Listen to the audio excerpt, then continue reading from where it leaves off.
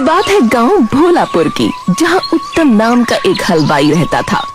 उत्तम गांव के ही एक ढाबे पर काम किया करता था, जिसका मालिक था कुलदीप। अरे अरे, इतने धीरे काम क्यों कर रहे हो? मालिक, मेरी थोड़ी तबीयत खराब है, इसीलिए दिक्कत हो रही है। अबे तो घर बैठ जा। कुछ दिनों में होली आने वाली है, तो ग्राहकों की भीड़ भी बढ़ने वाली है। तो उन्हें क्या खाली हाथे रखेगा है? मालिक, आप आज की छुट्टी दे दो। तुझे घर पे बैठाने के पैसे नहीं दे रहा मैं। चला चला। उत्तम पूरे दिन टूटते बदन के साथ वहाँ खड़ा मिठाइयाँ बनाता रहता था और फिर वापस घर आ जाता। सुनो, मुझे पैसे दो, होली के लिए कुछ खरीदारी करनी है। हाँ पापा, मुझे भी देना, मुझे अपना कुछ सामान खरीदना है। अरे मालिक ने अभी दिए नहीं है, 2 दिन में देंगे बेटा। हे भगवान, एक काम होली के बाद ही ले लेना। हाँ में हाँ मिलाना आता है बस तुम्हें, डरपोक कहीं के। मेरे सारे दोस्त होली खेलेंगे, बस मैं घर बैठूंगा। अरे तो क्या लड़ लूं उनसे, बता है? बाहर कर देंगे मुझे वो। अरे तो इतनी मिठाइयाँ बनानी आती है तुम्हें, खुद की दुकान खोलो ना एक छोटी सी। हाँ, अगर नहीं चली तो और कंगाल हो जाएंगे हम। यूं ही डरते रहना जिंदगी भर तुम। हमारी भी सोच लिया करो पापा कभी। अगले दिन उत्तम की तबीयत अब और ज्यादा खराब हो जाती है।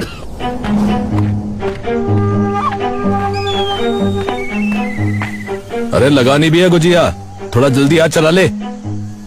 जी जी। उत्तम फटाफट सारा काम करने लगता है, लेकिन जल्दी जल्दी में वो गुजिया के खोए में नमक डाल देता है और उसे गुजिया में डालकर तल देता है।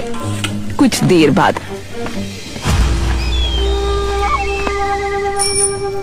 अरे क्या समझ रखा है हमें भाई? अरे क्या हो गया भाई साहब? अरे इतना सारा नमक क्यों डाला हुआ है गुजिया में आपने? अरे क्या कह रहे हो भाई साहब?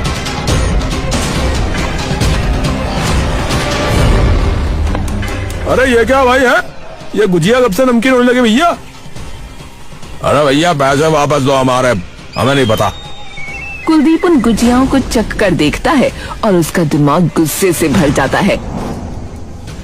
हाँ भैया, पैसे वापस करो। कुलदीप एक एक करके सबके पैसे वापस करता है। अरे तुमने गुजिया में शक्कर की जगह नमक डाला है, अब बर्दाश्त नहीं होते तुम मुझसे। अरे पर हुआ क्या मालिक? तूने गुजिया में शक्कर की जगह नमक डाला है। हे भगवान, ये क्या हो गया? अब बहुत हो गया, अब बर्दाश्त नहीं होता मुझसे।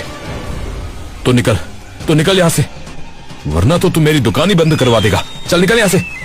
कुलदीप उत्तम को दुकान से निकाल देता है। अब क्या करूंगा? चेतना तो मुझे छोड़ के बच्चों के साथ अपने मायके चली जाएगी। उत्तम मुंह लटकाए वापस अपने घर जा रहा होता है कि तभी बीच रास्ते में उसे अपना दोस्त लोकेश मिल जाता है। अरे उत्तम भाई, क्या हाल है? अरे बस क्या बताऊं यार। है? अरे बता तो पहले, क्या हुआ? उत्तम लोकेश को सारी बात बताता है। अरे उत्तम भाई, पैसे का जुगाड़ बताऊं? अरे कैसा जुगाड़? अरे बता दूंगा यार, लेकिन ये बात जो है ना, वो हम दोनों के बीच में ही रहनी चाहिए भाई है। अरे यार, मैं क्यों किसी को बताऊंगा भला? है तो आ फिर मेरे साथ आ। लोकेश तभी उत्तम को एक सुनसान सी जगह ले जाता है, जहाँ एक पुरानी फैक्ट्री होती है। अरे भाई, ये कहाँ ले आया तू भाई? लोकेश उत्तम को उस फैक्ट्री के अंदर ले जाता है, जहाँ कई सारे लोग खड़े होते हैं। अरे ये किसे लेके आ गया रे? दोस्त है भाई मेरा। तो क्यों लाए हो? काम ढूंढ रहा है भाई, तो ये मदद कर सकता है आपके धंधे में। ठीक है, इसे अंदर दिखा जाके माल। लोकेश तभी उत्तम को अपने साथ उस फैक्ट्री के एक कमरे में ले जाता है। उत्तम उस कमरे को देखकर डर से कांप जाता है। अरे भाई ये कहाँ ले आए तुम? अरे डर क्यों रहा है? और बस इस गुप्त सामान का काम है जो करना है। अरे मैं कैसे बेचूंगा भाई? अरे कैसी बात कर रहे हो भाई? अरे हमेशा के लिए करने को कौन कह रहा है? अरे जब अपनी दुकान के लिए पैसे हो जाए तो छोड़ दियो। उत्तम कुछ नहीं बोलता। अरे भाई तू मेरा दोस्त नहीं भाई है भाई। हाँ, अरे सिर्फ 1 महीने में तू इससे इतने पैसे कमा लेगा कि तूने सोची भी नहीं होगी। हाँ। लोकेश और उत्तम दोनों बाहर चले जाते हैं। अरे देख लिया क्या? जी। नाम क्या है तेरा? उत्तम।